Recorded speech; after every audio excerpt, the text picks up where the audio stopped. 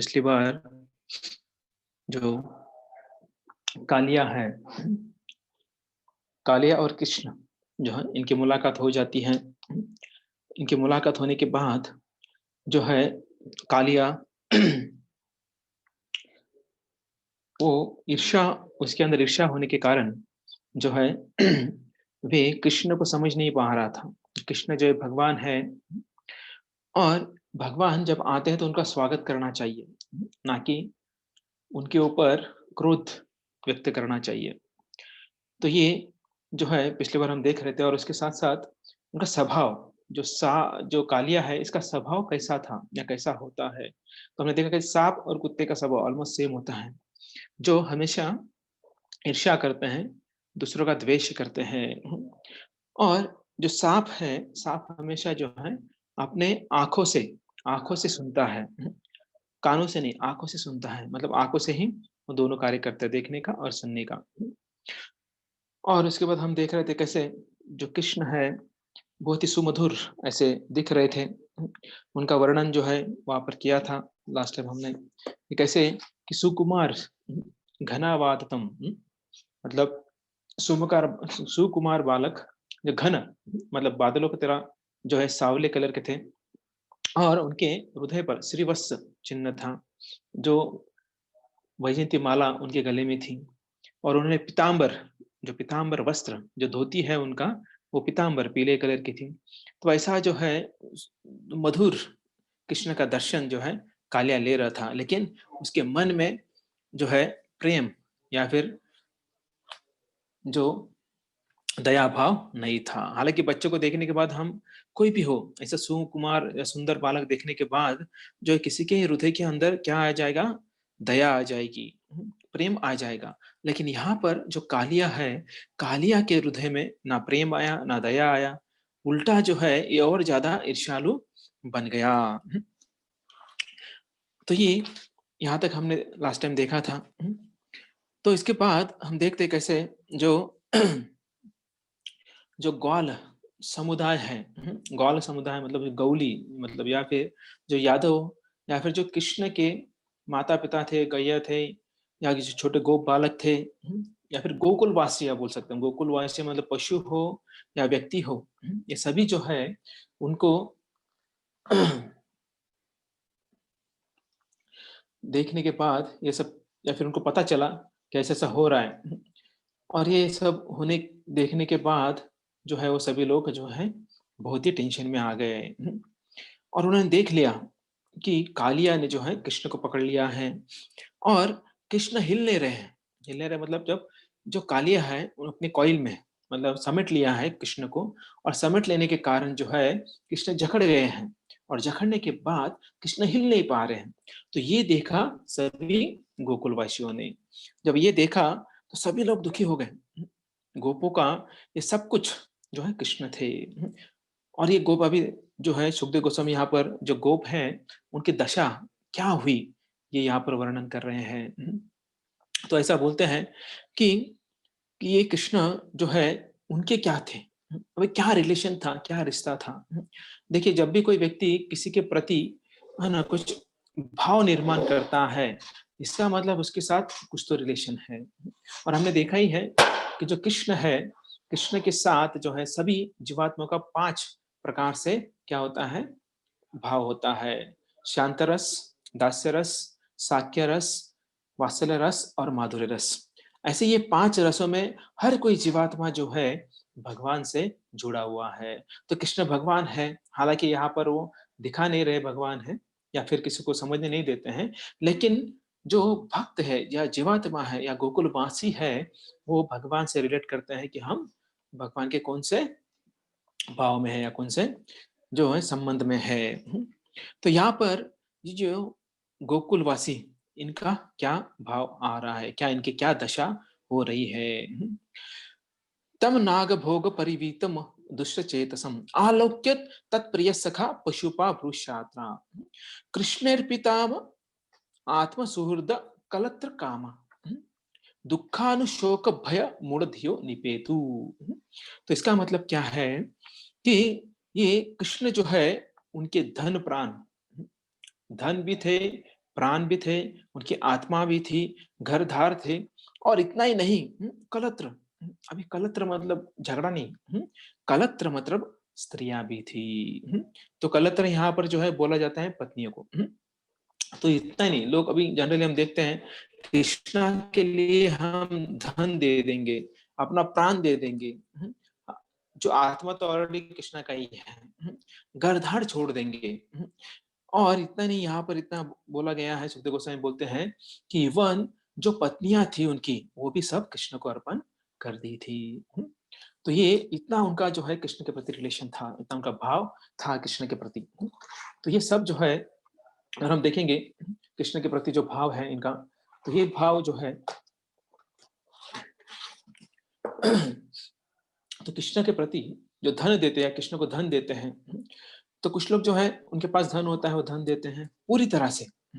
ऐसा नहीं कि थोड़ा-सा, पूरी तरह से वो जो है धन देते हैं। जो कोई-कोई प्राण देते हैं। शास्त्र में जनरली ऐसा कहा गया है कि कृष्ण को क्या देना चाहिए? प्राणे अर्थे दिया वाचा। प्राण। तो पूरा जो जीवन जो है भगवान के प्रति अर्पण करना है। प्राणे अर्थे अगर प्राण नहीं दे सकते हो या फुल टाइम मतलब पूरा जीवन नहीं दे सकते हैं भगवान को, तो क्या देना है? धन देना है। तो ये धन कितना देना है? वो भी बताया गया है।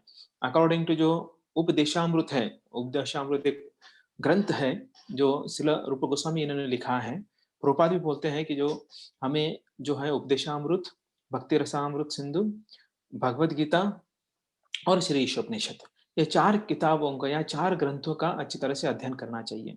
तो जो उपदेशामृत जो ये ग्रंथ है, इसमें रूप गोस्वामी लिखते हैं कि धन के साथ क्या करना है? तो धन जो है, जो भी व्यक्ति कमाता है, उसका 50% जो है भगवान की सेवा में लगाना चाहिए। 25% जो है वो अपने भविष्य के लिए रखना चाहिए और 25% जो है वो अभी फिलहाल वर्तमान के लिए उसका इस्तेमाल करना चाहिए। तो लेकिन ये सब पढ़ने के बाद जो है सभी को पॉसिबल नहीं होता है। 50% देना पॉसिबल नहीं होता है क्योंकि शहरों में जो है उतना महँगाई होती है, बहुत सारी चीज़ें होती हैं। उसका अलग-अलग जो है मे बी फैक्टर हो सकते हैं। लेकिन प्रभुपाद जब को पूछा जाए आपको प्रभुपाद को जब पूछा गया कि प्रभुपाद हम कैसे करें? तो प्रभुपाद बोले आप नो प्रॉब्लम 10% भी आप दे सकते हैं भगवान की सेवा में। इसके अलावा जो है आप जो है क्या कर सकते हैं कि अलग-अलग सेवा करते हैं हम लोग, तो वो भी इंक्लूड कर सकते हैं। तो ये यहाँ पर जो है एक गोकुलवासी हैं, वो सब कुछ अपने आप को, खुद को, घर को, दार को, जो धन है या उनकी पत्नियाँ सब जो है भगवान को अर्पण कर दी थी। इवन ऐसा कहा जाता है कि कामनाएँ कामा कलत्र कामा, कलत्र मतलब स्त्रियाँ मतलब पत्नियाँ और कामा जो कामनाएँ थी उनकी, वो भी उन्होंने कृष्ण को अर्पण कर दी थी। तो हमारी कामनाएँ होती है, भोग करने की इच्छाएँ होती हैं, अलग-अलग प्रकार की। तो वो इच्छाएँ भी जो है, वो किसको अर्पित कर दी थी? कृष्ण को अर्पित की थी। तो हालाँकि ऐसे क्यों? ये सब किसको अर्पित किया जाता है? पति को अर्पित किया जाता है। जो पत्नी है, वो पूरी तरह से पति को अर्पित होनी चाहिए। तो इसलिए कहा जाता है कि शाश्वताम पति जो शाश्वत पति कौन है? तो देखते हैं अभी शादी के पहले जो है पति नहीं होता, शादी के बाद जो है एक स्त्री के जीवन में पति आता है। तो वो समझ बैठी है कि ये मेरा जो है रियल पति है, हालाँकि रियल पति नहीं है। तो हम तो जो है लोग शादी के समय सोचते हैं कि 7 जन्म तक यही पति मिले, 7 जन्म तक यही पत्नी मिले। लेकिन कुछ दिनों बाद 7 जन्म क्या उसी जन्म में क्या कर देते हैं, एक-दूसरे को छोड़ देते हैं। डाइवोर्स ले लेते हैं, बोलते क्यों? 7 जन्म क्या 7 दिन, 7 महीने, 7 साल भी बहुत हो गया रहने के लिए। तो ये ऐसा क्यों होता है? क्योंकि उनको जो है प्रॉपर नॉलेज न होने के कारण तो ऐसा वो भाव रखते हैं। तो एक्चुअली देखा जाए तो शाश्वतम पति तो कृष्ण को बोलते हैं कि ये सबके पति हैं। अभी आप बोला ऐसे कैसे हो सकते हैं? तो देखिए तो ये शादी जब होती है तो किससे होती है? किसी शरीर से नहीं होती है। क्यों? शरीर से क्यों नहीं होती? क्योंकि अगर उस शरीर में आत्मा नहीं है तो उस शरीर का क्या लाभ है? और वो शरीर ना बोलेगा, ना चलेगा, ना हिलेगा, ना डुलेगा। तो उसके साथ कौन शादी करेगा? उसके साथ कोई शादी नहीं करेगा। फिर शादी होती किसके साथ है? शादी होती है उस शरीर के अंदर जो आत्मा है। जब उस शरीर में आत्मा जाती है, तब उस शरीर में जान आती है। वो शरीर हिल-डुल सकता है, तो उस शरीर के साथ जिसके अंदर आत्मा है, उसके साथ शादी होती है। इसका मतलब एक्चुअली शादी किसके साथ हो रही है? आत्मा के साथ शादी हो रही है। और आत्मा कौन है? वो भगवान का अंश है। तो ये भगवान का अंश है, मतलब कृष्ण है, करेक्ट? है ना? तो कृष्ण जो है वो अंश है कृष्ण का। तो इसलिए जो है, हालाँकि जो है शादी कृष्ण के साथ ही होती है। लेकिन हम सोचते हैं कि ये शरीर है, इस शरीर के साथ शादी होती है और वो इस शरीर से भोग करना है और यहीं पर हम फँस जाते हैं। हालाँकि अगर आत्मा चला जाता है, तो क्या नीचे क्या रहता है? एक मरा हुआ शरीर, डेड बॉडी रहता है। तो डेड बॉडी के साथ हम क्या कर सकते हैं? कुछ नहीं कर सकते हैं। हम ज़्यादा देर रुक भी नहीं सकते, हालाँकि वो बहुत प्रिय होता है। कभी-कभी ऐसा होता है कि वो पति जो है जिसके साथ 50 साल, 60 साल रहे हैं, तो हम बोलते हैं जब ज़िंदा है तब आई लव यू बोलते हैं, आप मुझे मेरे जान से भी ज़्यादा प्यारे हैं बोलते हैं, है ना? बोलते हैं। तो ये और बोलती है हमारी जोड़ी जो है भगवान ने वहाँ पर बैठकर जो है क्या की है? चुना है, सिलेक्ट किया है हमको। लेकिन जब पति मर जाता है, तो कुछ घंटे रोते हैं। जब कोई रिलेटिव टाइम पे नहीं आता है, तो क्या बोलते हैं? जल्दी उठाओ। या फिर अगर दिन में ठीक है नो प्रॉब्लम, जब रात हो जाती है, तब तो और ज़्यादा टेंशन आ जाता है, कि कैसे करें? है ना? डेड बॉडी सामने पड़ी है, तो जैसे-जैसा टाइम बढ़ते जाता है, वैसे-वैसे रोना कम हो जाता है और सब कुछ भूल जाते हैं। तो इसलिए जो है हमें देखना है कि एक्चुअल जो आसक्ति है, जो अटैचमेंट है किसके साथ रखना चाहिए। तो हालाँकि जो शाश्वतम पति है, हर एक को समझना चाहिए कि हमारे एक ही पति है, वो है कृष्ण है। और बाकी सब जो है प्रकृति है, स्त्रियाँ हैं, तो हमें ये समझना चाहिए। तो देखिए जब शादी होती है तब जो है कन्यादान होता है ना? जिनका शादी हुआ है उनको पता है, जो बुजुर्ग हैं उनको पता है कि शादी में कन्यादान होता है। तो उसमें जो मंत्र है उसका एक अर्थ होता है कि जो पिता है, जो भी कन्यादान करता है, तो वो बोलता है कि मैं वर स्वरूप विष्णु को मेरी कन्या जो लक्ष्मी स्वरूप है, उसको सौंप रहा हूँ। तो इसका मतलब क्या है? शादी एक्चुअली किसकी हो रही है? एक हम क्या समझते हैं जो लड़की को लक्ष्मी बोलते हैं ना? क्या बोलते हैं जब सास-ससुर जो है बोलते हैं हमारे घर में लक्ष्मी आ गई, बोलती है कि नहीं ऐसा? बाद में जो भी है वो झगड़ा करेंगे, मारेंगे, पीटेंगे जो भी है उनको है ना? क्या बोलते हैं सासुरवास देंगे, है ना? मराठी में सासुरवास बोलते हैं। वो भी देंगे लेकिन शुरुआत में तो क्या बोलते हैं लक्ष्मी आई है घर के अंदर। और इसलिए ये कन्यादान जो है उसके पीछे यही है कि विष्णु को जो है ये कन्या दी जाती है। इसका मतलब क्या है? हमारे शाश्वतम पति कौन है? कृष्ण है। तो ऐसे ही जो गोप है, गोपों ने सब कुछ सौंप दिया था उनको। कृष्ण के बिना जो है उनके जीवन में कुछ नहीं था। हाँ, हालाँकि बाकी कार्य कर रहे थे, क्योंकि उनका कर्तव्य था दूध निकालना, गायों को चराना, उस दूध, दही, जो घी है वो मथुरा लेके जाना, फिर उसको बेचना। तो ये सब उनका कार्य था, लेकिन हमेशा 24 आवर्स क्या सोचते थे? कृष्ण के बारे में। जैसे हमने पहले देखा कृष्ण कब आएँगे, कब जाएँगे, है ना? ये सब चीज़ें। जैसे गोपियाँ हमने देखा, गोपियाँ जो हैं, वो आँख की जो पलक है, वो पलक भी जो है झपकने नहीं देते थे। क्यों? क्योंकि उनको उतना भी जो है विरह सहन नहीं होता था और इसी कारण वो जो है ब्रह्मा जी को गाली देते थे। बोले ऐसे कैसे ब्रह्मा जी हो? बोलते तुम परफेक्ट हो, लेकिन तुमने ये जो है आइलैट्स बना दिया। जिसके कारण जो है जब बंद हो जाती है तो मैं या फिर हम लोग देख नहीं सकते हैं कृष्ण को। तो ऐसे जो है इनको क्या करते हैं, वो श्राप देते हैं या फिर उनको गाली देते हैं। तो ये सब देखने के बाद जब कृष्ण जो है कालिया के जकड़ में है, कालिया ने जो है जकड़ लिया है, ये सब देखने के बाद जो है ये सभी लोग मूर्छित हो गए। देखिए इतना प्रेम था जो गोकुलवासी हैं, उनके हृदय में इतना प्रेम था कृष्ण के प्रति कि जब उन्होंने देखा कृष्ण जो है, जो कंस कालिया के जो कॉइल में है, ये देखकर वो सभी के सभी मूर्छित हो गए, दुखी हो गए। दुःख मतलब क्या है? दुःख मतलब शरीर में कुछ पीड़ा होना। हुँ, हम दुखी कब होते हैं? शरीर में जब पीड़ा होती है तभी दुखी होते हैं ना। वो मानसिक हो या शारीरिक हो। क्योंकि मन भी जो है शरीर के अंदर ही है, बाहर नहीं है। अगर कोई बोल सकता है हाँ, दुखी आपने बोला शरीर को कुछ हुआ तो दुःख होता है। हाँ, ठीक है कुछ लग गया है हमें, चलते-फिरते हमको कुछ लग गया, तो दुःख दुखी हो जाते हैं हम लोग। लेकिन इसका मतलब नहीं कि सिर्फ शरीर के साथ, इवन मन को अगर कोई तकलीफ होती है, तभी भी हम दुखी होते हैं। मन से दुखी, शरीर से दुखी। तो जैसे फॉर एग्जाम्पल छाती को कुछ लग जाता है या माथे पर कुछ लग जाता है, हाथ पैर में दर्द हो जाता है, तब हम दुखी हो जाते हैं। तो कृष्ण जो है, इनका क्या थे? पूरा मन जो है, धन, प्राण, आत्मा, घर-द्वार सब कुछ कृष्ण थे। जब कृष्ण जो है वो संकट में है, दुखी है, तो ये कैसे सुखी हो सकते हैं? देखिए, जब व्यक्ति कोई दुखी होता है और वो देखकर कोई व्यक्ति सुखी होता है, तो उसे कहा कहते हैं पर दुःख सुखी। जनरली ज्यादातर लोग ऐसे होते हैं। दूसरों का दुःख देखकर सुखी होते हैं, है ना? ज्यादातर जब वो देखते हैं, अरे वो तकलीफ में, वाह! बहुत बढ़िया, और तकलीफ होना चाहिए उसे। क्योंकि हमारा जो स्वभाव है, वो क्या है? ईर्ष्यालु स्वभाव है। हम दूसरों का दुःख देखकर आनंद जो है मनाते हैं।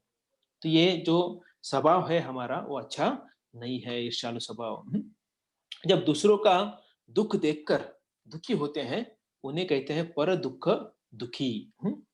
तो हमें इस कैटेगरी में आना चाहिए। तो यहाँ पर जो गोकुलवासी हैं, वो क्या थे? पर दुःख दुखी थे। और 2 कैटेगरी आते हैं। एक है पर सुख सुखी, और पर सुख दुखी। तो पर सुख सुखी जो है वो अच्छा है, कि दूसरों को सुख में देखकर जब हम सुखी होते हैं, जब दूसरों का आनंद देखकर हमें आनंद आता है, तो वो अच्छा है। लेकिन पर सुख दुखी, वो भी अच्छा नहीं है। किसी का भला हो रहा है, लेकिन हमारे अंदर अग्नि भड़क रही है। तो ये भी अच्छा नहीं है। तो यहाँ पर सभी लोग जो है कृष्ण से प्रेम करते हैं। तो दुःख, शोक और भय, ये 3 दुःख, शोक, भय मूढ़धियो निपेतु। मतलब इनका भी क्या हो रहा है कि दुःख, शोक तथा भय से विक्षिप्त होकर ये लोग कहाँ गिर गए? पृथ्वी पर गिर पड़े। इतना सोचिए, जब उनका प्राण जैसे जो कृष्ण है, उनको तकलीफ में देखकर ये भी सभी तकलीफ में गिर गए। और तकलीफ में गिरे नहीं, इतना ही नहीं कि वो जमीन पर गिरने लगे, मतलब पृथ्वी पर गिरने लगे। तो ऐसी गोपों की जो है ये हालत थी। गावो वृक्षा वत्सतर्य क्रंदमाना सुदुखितः कृष्णे नस्ते शना भीता रुदंत एव तस्तिरे। अभी देखेंगे जो गाय है, गाव, तो वृक्षा वत्सतर्य, मतलब जो बछड़े हैं, जो गाय है, उनकी दशा क्या हुई है? वो क्या कर रहे हैं? क्रंदमाना सुदुखिता, मतलब गाय रो रही है। आपने देखा होगा जो किसान है, तो वो गाय जो है रोती है। तो रोती मतलब जोर-जोर से नहीं रोती है। जैसा व्यक्ति रोता है, चिल्ला-चिल्ला कर रोता है, छाती पीट-पीट कर रोता है, जब किसी को देखता है दुखी है तो। तो गाय के आँखों से जो है आपने आँसू देखे होंगे। तो क्रंदमाना, और वो रोते-रोते जो है वो क्रंद क्रंद कर रहे हैं, या फिर जो है आवाज़ निकाल रहे हैं, रोने का आवाज़ निकाल रहे हैं, और उनकी आँखों से जो है अश्रु आ रहे हैं। तो गाय, बैल, बछड़े, बकरी, भैंस, ये सभी जो है वो रो रहे हैं। और ये करुणापूर्वक भगवान श्री कृष्ण को पुकारने लगे। जब दुखी होते हैं, रोने लग रहे हैं, और उस समय जो है वो कृष्ण को पुकार रहे हैं। देखिए, जब व्यक्ति मर जाता है, तो जब व्यक्ति रोता है तो वो भी बोलता है, जो भी उसका नाम, "ये पांडुरंग तू चांगला होतास, कशाला गेलास आम्हाला सोडून?" और छाती पीट-पीट के रोते हैं, है ना? पहले पता नहीं उसको पीटते होंगे, लेकिन मरने के बाद अपना छाती पीटकर उसका ध्यान रख, या फिर उसका ध्यान करते हैं कुछ दिनों तक। लेकिन यहाँ पर जो गाय, बछड़े, भैंस, बकरी जो है, ये भी आवाज कर रहे हैं। वो अभी हमको समझ में नहीं आएगा उनका आवाज, क्योंकि वो भगवान जान सकते हैं उनकी भाषा। तो भगवान को बोल रहे, कृष्ण क्या हुआ आपको? ऐसे हम आपको देख नहीं सकते ऐसी स्थिति में। और क्रंदन करने लगे हैं, रोने लगे हैं, श्री कृष्ण को पुकारने लगे हैं। भयवश जो है बिना हिले डुले, तो भीता रुदंत एव तस्तिरे, मतलब बिना हिले डुले, तस्तिरे, स्टैच्यू हो गए। स्टैच्यू मतलब हम देखते हैं ना, कभी कभी जो बच्चे खेलते हैं, तो बच्चे खेलते तो वो स्टैच्यू बोलते, स्टैच्यू मतलब वो रुक जाता है। तो ऐसा जो है यहाँ पर क्या हो रहा है, स्थिति हो रही है। तो ये आघात के अश्रु, वो जो है बह भी नहीं पा रहे, मतलब निकाल भी नहीं पा रहे हैं। इतना आघात हो गया है, इतना दुख हो गया है कि वो अश्रु भी निकाल नहीं पा रहे हैं। अतव्रज महोत्पात स्त्रिया विधा रुदितारुण, मतलब अभी जो इनके साथ साथ जो बाकी लोग जो है, वो जो है अभी क्या देखने लगे। तो ये जो है देखने लगे यहाँ पर कि उत्पेतु भ्रुवि दिव्यात्मन्स्त्र भय संसिनः। मतलब अपशकुन उसी समय क्या हो रहा है, अपशकुन दिखने लगे हैं। हम देखते हैं कि ये गांव में जो है, मतलब गोकुल में, गांव में यशोदा यशोदा और नंद बाबा और बाकी सब जो गोकुल वासी हैं, उनको कुछ अपशकुन दिखने लगे।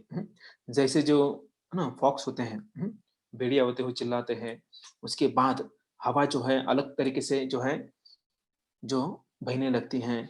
और मोस्टली अपशकुन कब होता है, जब बाई आंख, भाई भुजा, बाई जांग जो है फड़फड़ती है ना। कभी कभी आपको आपको भी आता है ऐसा अनुभव कि बाई आंख फड़कर फड़फड़ रही है। हम बोलते हैं, अरे आज बाई आंख को क्या हो गया, फड़फड़ कर रही है। तो जब ऐसा जो ऐसा बोलते, इसका मतलब क्या है, कुछ तो चीजें हो रही है। एक है कि कंपन, पृथ्वी में कंपन हो रहा है, मतलब भूकंप हो रहा है। दूसरा है कि जो आकाश है, आकाश में उल्कापात हो रही है। और तीसरा है शरीर के अंग जो है फड़फड़ाने लगे हैं। तीन चीजें हमेशा याद रखिएगा। एक जो भूकंप होना, वो अपशकुन है, अच्छी बात नहीं है। दूसरा है आकाश में उल्कापात होना। तीसरा है अंग फड़फड़ाना। और ये उल्कापात कब हो रहा है, दिन में हो रहा है। उल्कापात जनरली कब होता है, रात को होता है। तो यहाँ पर जो है ऐसा कहा कहते हैं कि उल्कापात जो है वो दिन में हो रहा है। तो ये भूमि, आकाश और शरीर में कंप आने लगा है। और ये लक्षण जो है, ये क्या है, सही नहीं है, कुछ तो गलत होने वाला है। और भय जो है अभी भी उपस्थित हुआ था। हम्म, किसके कारण, इन तीन चीजों के कारण। हालांकि इनको पता नहीं था उधर क्या हो गया है। जो कुछ लोगों को पता था वो वहां पर चले गए थे। लेकिन यहाँ पर जो है, जो कुछ लोग थे, मतलब स्पेशली जो यशोदा माता है, नंद बाबा है, इन्होंने देखा कि उनकी बाई आंख फड़क रही है। तो ऐसा जो है ये सब होने लगा। तो देखिए कृष्णा जो है कितना परफेक्ट है। और कृष्ण जो है वो इतना कुछ करके रखे हैं हमारे लिए। तो कृष्ण जो है इंडिकेशन भी देते हैं हमें। सोचिए ना, अगर हमारी बाई आंख भड़कती नहीं थी, फड़कती नहीं थी, बाई भुजा भड़कती नहीं थी लेफ्ट साइड, या लेफ्ट जांग जो है, अगर उससे कुछ नहीं होता तो हमें पता नहीं चलता कि आपदा आने वाली है, कुछ प्रॉब्लम होने वाला है। लेकिन भगवान ऐसा क्रिएट करते हैं, जब आपत्ति आने वाली है, अनिष्ट होने वाला है, तब जो है हमारे ये अंग जो है फड़फड़ाते हैं, अंग में जो है कंपन आ जाता है। तो देखिए कि ये कोई साइंटिस्ट नहीं कर सकता है। कोई ऐसा ऑटोमेटिक मशीन, ऐसा कोई सॉफ्टवेयर है क्या, है ना, तो शरीर में फिट कर दिया जाए, जब भी अनिष्ट आता है तो क्या होगा, वो बाई, है ना, आंख, भुजा और जांग जो है फड़फड़ाने लगी। ऐसा नहीं होता है। तो भगवान ने ऐसा सॉफ्टवेयर फिट किया है हमारे शरीर के अंदर। जब भी अनिष्ट होने वाला है तब क्या होता है, वो ऐसे फड़फड़ाने लगती है। जैसे हम देखते हैं गाड़ी में इंडिकेटर होता है ना, फ्यूल इंडिकेटर होता है। जैसे वो रिजर्व में आती है तो दिखाते हैं, वो लाल बत्ती लग जाती है। तो लाल बत्ती मतलब खतरा होता है। वैसे ही कृष्ण जो है वो लाल बत्ती लगा के रखे हैं हमारे अंदर, इंडिकेशन लगा के। अनिष्ट होने वाला है उसके पहले हमें पता चल जाता है। जो पुरुष होते हैं उनकी बाई हाथ, बाई भुजा, बाई जांग फड़कने लगती है, तब अनिष्ट होता है। और जो स्त्रियां होती हैं उनके राइट हैंड, जो दाई है, तो दाई है, दाई हाथ, दाई भुजा और दाई जांग जो है वो फड़कती है। तो ये इससे पता चलेगा कि कुछ तो अनिष्ट हो रहा है। तो स्त्री और पुरुष का अलग अलग होता है। हाँ, ऐसा मत समझिए कि हाँ कि दोनों का भी लेफ्ट साइड ही ये होता है। अगर पुरुष का राइट साइड हो रहा है तो कुछ तो अच्छा हो रहा है, और जो स्त्रियों का बाई साइड, जब बाई आंख फड़क रही है तो कुछ तो जो है वो अच्छा हो रहा है। तो ऐसे ये याद रखिए। आसन्न भय, तुरंत आने वाला भय। तो अभी ये भय आने वाला है, तो ये सब दिख रहा है। इन अपशकुनों को देखकर नंद बाबा विचार करने लगे कि, क्योंकि हालांकि ये गोप के प्रधान है, क्योंकि इनके ऊपर जिम्मेदारी है, क्योंकि राजा है जो गोकुलवासी है। ओ कृष्ण, अभी पता नहीं कब तक चलेगा, तो हम जितना हो सके उतना जो है कंप्लीट करने का प्रयास करेंगे। तो ये नंद बाबा जो है वहां के राजा होने के कारण, वो जो है सबके ऊपर अभी वो सोचने लगे अभी क्या करें, कुछ तो अनिष्ट होने वाला है, ऑलरेडी हो गया था, उनको पता नहीं लेकिन हो गया था। और उनको सबसे पहले क्या दिमाग में आया कि ताना लक्ष्य भयोद्विग्ना गोप नंद पुरोगमा, बिना रामेण का कृष्ण ने ज्ञातवा चार इंतु गतम। तो उनको सबसे पहले दिमाग में क्या आया कि बिना रामेण, मतलब बिना बलराम के, गा कृष्णम ज्ञात्वा चरितुम, मतलब जो कृष्ण है वो गाय चराने गए हैं। तो सबसे पहले उनके दिमाग में वो आया है कि कृष्ण अकेले गए हैं, बलराम जी घर पे हैं, और इन अपशकुनों को देखा है। इन अपशकुनों को देखने के बाद उनको लगता है उनको लगता है कि ये क्या, मतलब अभी कृष्ण नहीं है, कृष्ण जो है अकेले गए हैं और बलराम जी यहाँ पर है, तो कुछ तो यहाँ पर प्रॉब्लम होने वाला है। तो ये जो है इतने बुरे अपशकुन देखने के बाद, तो ये सबको ऐसा ही लगने लगा। एक्चुअली जो है कृष्ण के रहस्य और तत्व को कोई जान नहीं सकता है। अभी कृष्ण का क्या प्लान था, ये किसी को पता नहीं है, क्योंकि सभी के सभी जो है योग माया के अधीन थे। तो कृष्ण का कोई अनिष्ट नहीं कर सकता है, इतना याद रखिए कि जो भगवान है, भगवान को कौन अनिष्ट कर सकता है। देखिए जो कृष्ण के संपर्क में जाता है उसका भला हो जाता है, उसका बेड़ा पार हो जाता है। तो ऐसे कृष्ण को कैसे क्या कोई तकलीफ दे सकता है, या कैसे क्या उनका अनिष्ट हो सकता है। सोचिए, जैसे उदाहरण अगर हम लेंगे, अगर सूरज जो है वो अंधेरे के पास जाता है तो क्या होगा? अंधेरा चला जाएगा। या फिर लक्ष्मी के पास कोई भिखारी जाता है तो भिखारी भिखारी रहेगा क्या? नहीं रहेगा, है ना? तो वैसे ही जो है अगर कृष्ण के पास कोई जाता है तो उसका भला हो जाता है। तो वैसे कृष्ण अगर किसी के पास जाते हैं, अभी काले के पास गए हैं, तो किसका उद्धार होगा या किसका बुरा होगा? कृष्ण का तो बुरा होने वाला ही नहीं है ना? तो कालिया का जो है उद्धार होने वाला है, उसका भला होने वाला है। लेकिन अभी लोग सोच रहे हैं प्रेमवश, क्योंकि वो योग माया के अधीन थे, इसके कारण सोच रहे हैं कि कृष्ण का क्या होगा? कृष्ण को कुछ हो गया तो? हुँ? या फिर इस अपशकुन के द्वारा ऐसा लग रहा है कि कृष्ण मुसीबत में है, लेकिन हालाँकि जो है मुसीबत जो है वो दिखाने के लिए है, हालाँकि कृष्ण कभी मुसीबत में नहीं हो सकते हैं। लेकिन फिर ऐसा क्यों किया? तो इसमें भी जो है आचार्य बताते हैं, कृष्ण दिखा रहे हैं, कि जो ब्रजवासी जो है वो कितना प्रेम करते हैं, उनसे कितना प्रेम करते हैं ये दिखा रहे हैं इस कृति से। अगर बलराम जी सोचिए, जो ब्रजवासी सोचने लगे, अगर बलराम जी राम जब बलराम अगर साथ में रहते तो अनिष्ट नहीं होता, तो आज दुख और शोक करने की जो है नौबत नहीं आती। तो लेकिन कृष्ण का कुछ अलग प्लान था, क्योंकि कृष्ण के प्लान को कोई समझ नहीं सकता है। तो अबाल वृद्ध वनिता सर्वेंग पशु वृत्तय तत्प्राणस्थ नमस्कास्ते दुख शोक भयातुरा। तो इसका मतलब क्या है कि जो बच्चे बच्चे हैं, अबाल वृद्ध, बच्चे बूढ़े स्त्रियां, जो है पशु वृत्ति के हो गए थे। अब यहाँ बोलेंगे पशु वृत्ति कैसे? तो पशु वृत्ति मतलब जो है, मतलब जैसे गाय बछड़े से प्रेम करती है, वैसे जो है ये प्रेम करते थे कृष्ण से। जब बछड़ा नहीं मिलता है, तो जब बछड़ा नहीं मिलता है तो कैसे हो जाते हैं ये लोग? तो वैसे ही हो गई थी, जड़मति के हो गए थे, सुन्न हो गए थे, बुद्धि काम नहीं कर रही थी इनकी। अभी सब लोग जो है कृष्ण को खोजने के लिए निकल रहे थे। तो देखिए क्या हो रहा है यहाँ पर। कृष्ण जो है यहाँ पर अटके हुए हैं, किसके साथ? कालिया के साथ। यहाँ पर अपशकुन आ गए। अपशकुन के कारण सभी गोकुलवासी ब्रजवासी जो है क्या हो गए? जड़मती हो गए, बलहीन हो गए, दुखी हो गए, शोकग्रस्त हो गए, भयग्रस्त हो गए। और इसके कारण जो है वो अभी क्या करने लगे हैं, वो जो है अभी सभी दुखी हो गए थे और बलराम जी को थोड़ा बोलने लगे। बलराम जी को बोल रहे थे, अरे तो अगर तुम जाते थे तो कृष्ण को आज ऐसा मुसीबत नहीं होता। लेकिन अभी बलराम जी क्या बोलेंगे? बलराम जी ये तो नहीं बोल सकते, अरे वो तो भगवान है, आप शांत रहिए, कुछ नहीं होने वाला। अगर ऐसा बोलते तो क्या बोलते? चुप बैठो, तुम्हें क्या पता है? बलराम जी को डांट देते हैं, बोले तुम्हें क्या पता है वो कहाँ भगवान है? तो जैसे हमने लास्ट टाइम देखा, जब बलराम जी बोले भगवान है तो सबने डांट दिया था। वैसे सेम चीज यहाँ पर हो सकती थी, लेकिन जो है बलराम जी चुपचाप बैठ के बोले, अगर मैं बोलूंगा तो डांट खाना पड़ेगा, लास्ट टाइम बहुत डांट खाया था। यशोदा माता बोली, रुक तेरे को दिखाती हूँ कौन भगवान है। है ना? तुम लोग अभी मैं डर जाते हो, बिल्ली आए तो डर जाता है, और बोलते हैं कि भगवान है। तो ऐसा जो है ये यहाँ पर यशोदा माई पिछली बार बोल रहे थे, अगर इस बार भी सेम रिपीट नहीं करना चाहते थे बलराम जी। तो कालिया ने जो है बड़ा अपराध कर दिया था इधर कृष्ण के प्रति। अगर बलराम जी वहां रहते तो वो ये सब होने नहीं देते, कृष्ण को काले के पास जाने नहीं देते।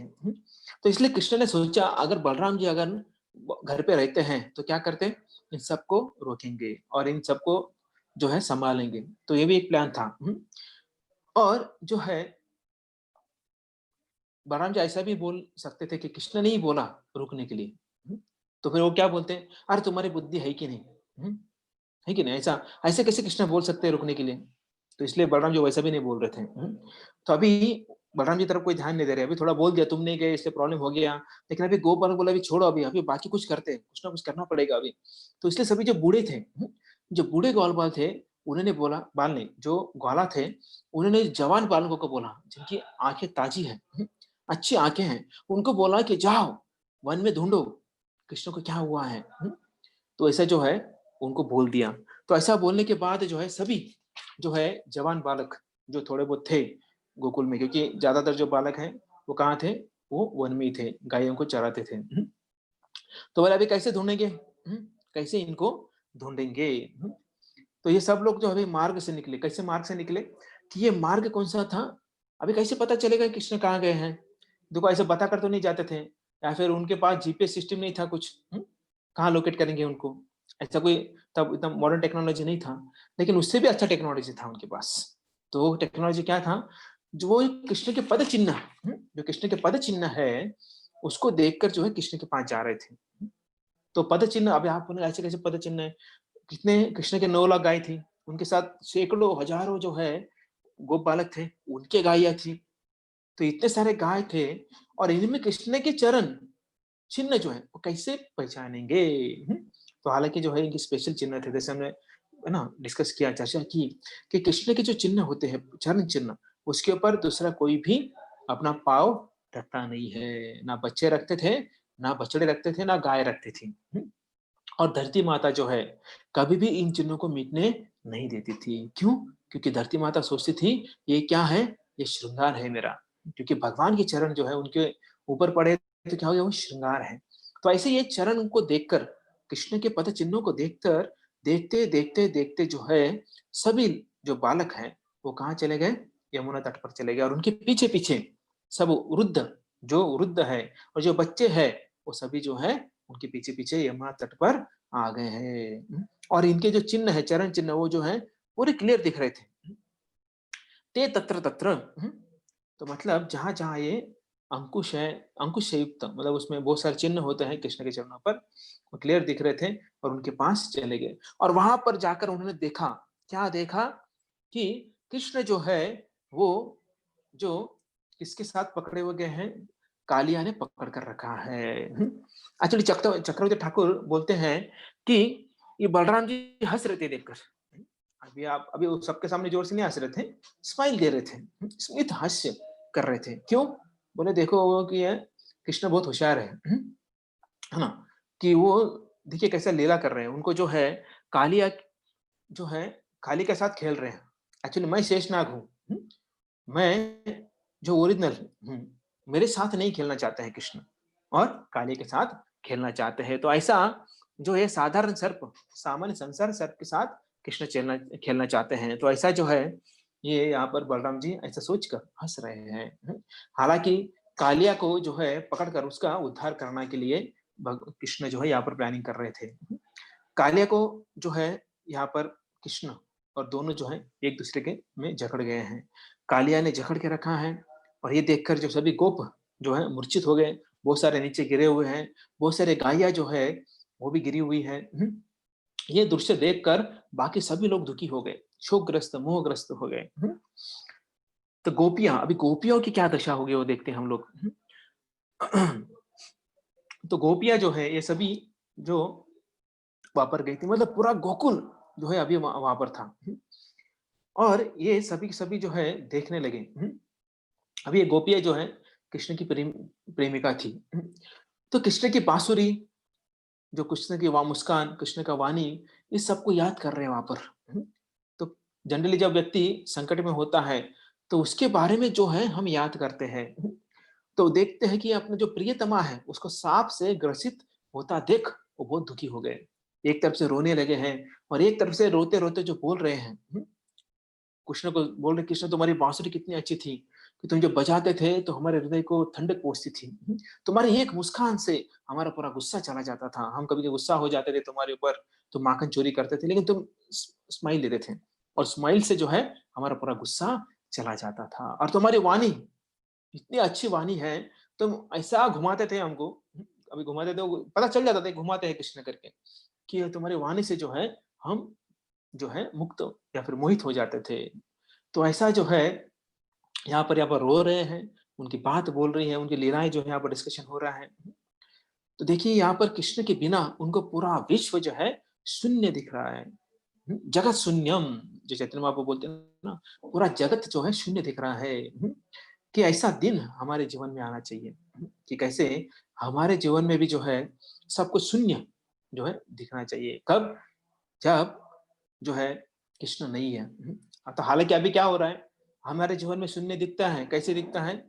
जब हमें कोई पद नहीं मिलता है, कोई पोस्ट पोज़ीशन नहीं मिलता है, थोड़ा धन प्राप्त नहीं होता, मान-सम्मान नहीं प्राप्त होता है, तो ऐसा लगता है कि सब कुछ शून्य है, ऐसा लगता है। तो ऐसा नहीं होना चाहिए, तो कृष्ण के विरह में जो है सब जग जो है शून्य मिलना चाहिए। लेकिन हमारे इस भौतिक जगत में थोड़ा बहुत अगर कुछ मिल जाता है हमें, कुछ पद मिल जाता है, पैसा मिल जाता है, तो हम संतुष्ट हो जाते हैं। लेकिन जो सच्चा भक्त है, वो कब संतुष्ट होता है? जब कृष्ण प्राप्त होते हैं। जब तक उसके जीवन में कृष्ण नहीं है, तब तक वो सुखी नहीं होता है। और इस भौतिक दुनिया में जो है सुख जो है कोई नहीं दे सकता है।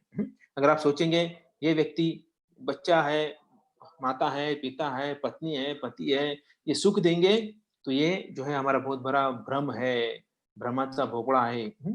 तो ये भ्रम जो है, ये कभी फूट सकता है। क्योंकि कोई सुख नहीं दे सकता है। अगर ऐसा कोई सोच रहा है, कृपया करके दिमाग से निकाल दीजिए। कि कोई हमारा सगा-संबंधी, पोस्ट पोज़ीशन जो है, हमें सुख देगा, तो ये कभी होगा नहीं। तो बेटर सोचो ही मत। तो आपके लिए एक होमवर्क है कि जीवन में कौन-कौन और कैसे दुःख देता है, ये लिखना है। सबके सामने नहीं बोलना है, नहीं तो वापस झगड़ा हो जाएगा, वापस दुःख आएगा। ठीक है ना? अभी अगर आप बोलेंगे अरे इसने दुःख दिया है, तो वो पकड़ेगा, बोले मेरा नाम बोलते हो क्या? तो इसलिए वो सीक्रेट, ये सीक्रेट मिशन है। तो आप लिख के रखिए, किसी को दिखाइएगा मत। किसी को दिखाएँगे और उसका उन वो अगर उस चिट्ठी में उनका नाम होगा तो वापस ज़्यादा दुःख आएगा आपको। लेकिन ये थोड़ा देखिए हमें देखो हमने क्या लास्ट टाइम बोला था कि किनके उपकार हमारे ऊपर है ना? ऐसा अगर मतलब सिंपल भाषा में बोला जाए तो, तो हमें ग्रेटफुलनेस जो है किसी के प्रति कैसे दिखाना है या फिर जो किसने-किसने हमारे ऊपर उपकार की है उसके बारे में हमने जो है बताया था। आप लोगों ने ऑब्वियसली किया है। तो हम सुनेंगे उसके बारे में भी हम सुनेंगे। तो ये जो है ये गोपियाँ थी, यंग गोपियाँ थी। अभी जो है जो दूसरी गोपियाँ हैं, जो गोपियाँ जो है वो यशोदा माता की सखियाँ थी। मतलब मातृ गोपी। जो माता गोपी थी, वो भी सोच रहे हैं। वो तो इस सखी का दुःख मतलब यशोदा माता का दुःख जो है वो देख रहे, हालाँकि सभी दुखी थे, लेकिन यशोदा माता का जो दुःख है वो ज़्यादा था। तो हालाँकि ये गोपियाँ जो माता गोपियाँ हैं, तो वो इतना दुखी होने के बावजूद भी जो है यशोदा मैया को समझा रहे हैं। क्यों समझा रहे हैं? क्योंकि यशोदा मैया जो है पूरी तरह से ही जो है बिखर गई थी। खुद के ऊपर कुछ कंट्रोल नहीं था, इतना रो रही थी, इतना शोक कर रही थी, इतना दुःख व्यक्त कर रही थी और अपने आप को जो है यमुना नदी में फेंकने वाली थी। क्योंकि कृष्ण वहाँ पर हैं और कृष्ण के बिना वो रह ही नहीं सकती थी।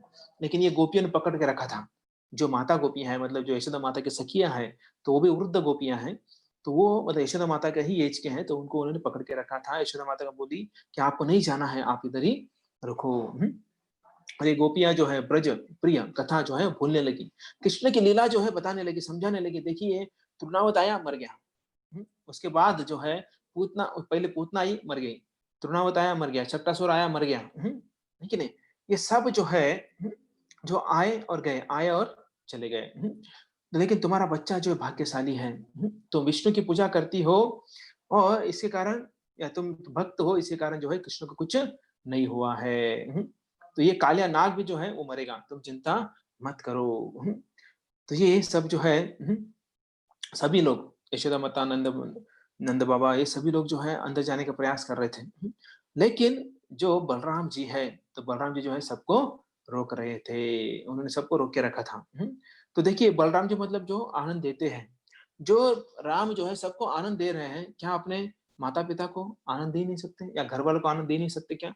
तो उनको भी यहाँ पर वो क्या कर रहे हैं? आनंद दे रहे हैं। तो देखिए कृष्ण अकेले क्यों गए? इसके पीछे भी कारण है। क्यों? क्योंकि कृष्ण अकेले गए हैं क्योंकि वो इस सिचुएशन को सँभालने के लिए कोई पीछे चाहिए। अन्यथा क्या होगा? कौन सँभालेगा फिर इन सबका? तो ये सब चीज़ें जो है, इसको सँभालने के लिए जो है, कृष्ण जो है अकेले गए थे। क्योंकि उनको पता था बलराम जी जो हैं, वो क्या करेंगे? बलराम जी सबको सँभाल पाएँगे। तो इससे पता चलता है कि कैसे कृष्ण जो है परफेक्ट हैं। तो इसे हम देख सकते हैं। अगर सोचिए सभी बेहोश हो जाते थे, और तो कृष्णा जो कालिया को सँभालने या फिर गोप-गोपियाँ गायों को सँभालने के लिए कौन रहता था?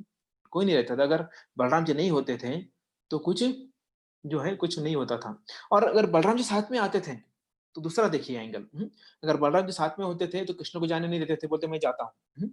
ठीक है? और दूसरा है कि जो कार्य करना था, जो कृष्ण के दिमाग में था, वो सॉल्व नहीं हो पाता था। इसलिए जो है कृष्ण जो है इस दिन को चुने, कि इस दिन जो है कालिया का क्या करना है? उद्धार करना है।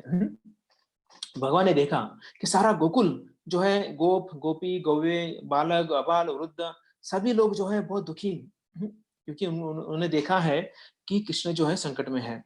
तो ये देखकर सभी के सभी जो है दुखी हैं, क्योंकि उन सबको कृष्ण के अलावा दूसरा आश्रय नहीं था। तो ये सब जो उनका रोना-धोना देखकर जो है सभी लोग जो है दुखी हो गए, और ये देखने के बाद इनको दया आई। कृष्ण को दया आई, और दया आने के बाद जो है अभी ये सोचने लगे कि अभी कैसे जो है हमको अभी कृष्ण को ज़्यादा जो है लीला नहीं करना चाहिए। तुरंत जो है अभी कालिया के चंगुल से निकल कर ऊपर आना है, और इनको सबको क्या करना है? अभी दुःख से मुक्त करना है। तो यहाँ पर हम थोड़ा विराम करते हैं, क्योंकि थोड़ा-सा जो है बाकी भक्त जो हैं, वो भी जो है बोलने वाले हैं, तो हम उनसे सुनेंगे।